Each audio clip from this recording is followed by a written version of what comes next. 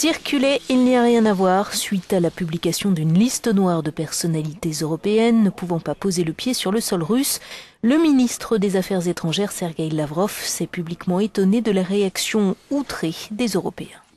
Vous savez, je suis gêné pour expliquer l'absurdité et l'extravagance d'une telle logique parce que c'est une tentative de remplacer le droit international par des préférences politiques. Nous ne voulions pas en faire une affaire publique, mais naturellement, nous ne pouvions pas violer le principe fondateur des relations internationales, le principe de la réciprocité.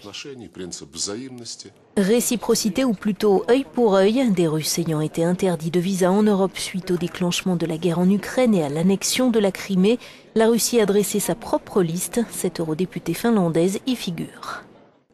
Il n'y a de justification individuelle pour aucune des 89 personnes sur la liste et aucune chance d'appel, pas de critères. Et plus important encore, il doit y avoir une base légale pour ce type de sanctions personnelles très fortes.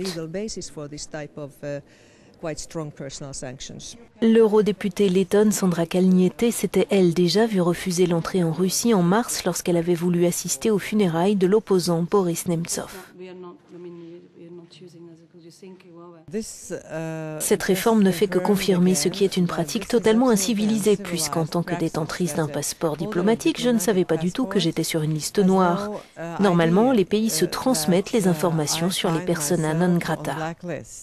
Normally, countries exchange information about persona non grata. L'Union européenne a pour sa part interdit de visa à 151 Russes et Ukrainiens pro-russes, mais contrairement à la liste de Moscou, celle-ci n'a jamais été secrète.